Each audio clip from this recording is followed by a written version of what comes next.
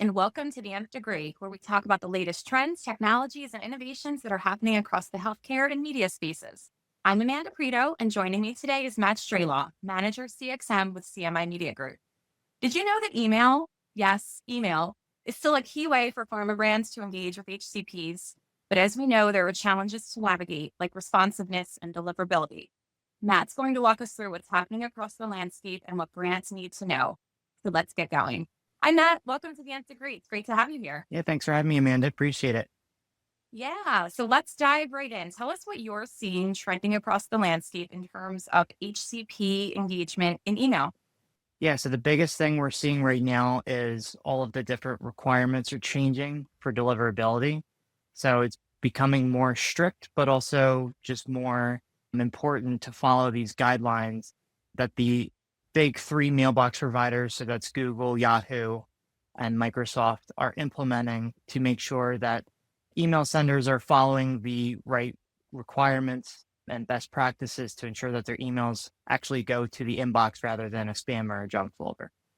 Of course. And I know you and your team just recently released a POV on this topic, but could you touch a little bit on those guidelines that you mentioned, and specifically what brand marketers need to be thinking about when they are developing email sends? Yes. So last year was Yahoo and Google that started these requirements. And then just a couple weeks ago, Microsoft joined the fray. The good news is they're all essentially the same requirements across the board. So you don't have to worry about different requirements for different providers. The first one is that they want you to keep your spam and complaint rate below 0.3%. So if you do that math real quick, for every 1,000 emails you send, they want you to have less than 3 complaints. Now, if you're sending email that is wanted messaging, whether through opt-in or just relevant messaging to your audience, that really shouldn't be a problem, but always good to keep track of how your recipients are responding to your emails. If you're getting a lot of spam complaints, that could be an issue either with your targeting, your segmentation, or perhaps your opt-in strategy. The other requirements that they're asking for is to make sure you're fully 100% authenticated. Within that, that means SPF, DKIM, and DMARC all need to be implemented for your sending domain and IP that you're sending from. Basically, what these three things do is ensure that you're telling the recipient on the back end that you are who you say you are. It prevents what's called spoofing, where someone could be sending email from your domain or IP pretending to be you, but when you're actually not. This allows you to authenticate. It's like a triple check to make sure that you are who you say you are. And the last one is they do want your emails to have a unsubscribe link. If you're can't spam compliant, you should already have this in there anyway, but they want to see that you have some kind of either link or opt out mechanism just to ensure that if people do say, I don't want to receive your messages anymore, that you honor that. And they want to see that honored within as little as 2 days. That's great. Thank you, Matt. Those guidelines are important. Thanks for sharing those insights with us, and just a reminder of the best practices. So, what are you seeing in terms of challenges that brands need to be aware of? Yeah. So again, going back to the deliverability, there's not only the fight between the regular inbox folder and the spam folder, but you also have issues with inbox versus the promotions folder. A lot of people are scared of the promotions folder. However, I just read an article last week about how it's important to not be too scared of the promotions folder, but to actually embrace it. One of the reasons for that is I read a report that about 30% of people who open up the promotions folder are people that are ready to buy. And we're mostly sending promotional emails, right? In a lot of cases, there could be newsletters and other more clinical content, but in a lot of cases for our brands, we're sending promotional email. If the HCP or whoever your target audience is looking in their promotion folder, that may mean they are more likely or more ready to buy, or in our case, a lot of times prescribe a certain life-saving drug for their brand. It's important to embrace that and not be too totally scared of the promotion folder. That's so interesting. So, Matt, what are you seeing in terms of success metrics and maybe some case study examples from the work that Health Minute, our brand here at CMI Media Group, and the work we're doing with clients? What are you seeing there? Yeah, so thank you. Health Minute is our internal custom email offering that we have at CMI. We launched it in late 2022, and seen a lot of consistent growth year over year. And we've had a lot of successful campaigns with many different brands and clients.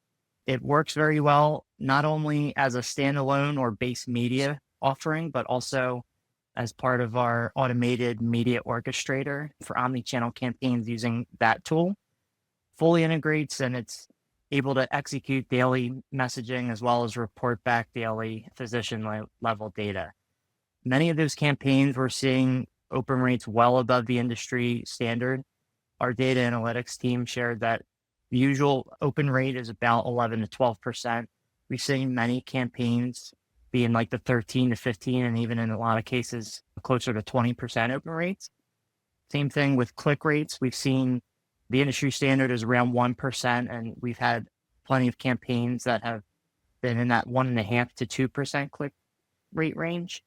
But it's also important to highlight too that we've been able to reach 80 to 90% of most target lists in those campaigns in a very cost-effective way that's been able to have unlimited sends as part of our offering rather than contracting by the send. It's all on a fixed fee rate. So we've been able to reach a high percentage of the brand's target list and also have success with getting them to engage and provide return on investment for our brands.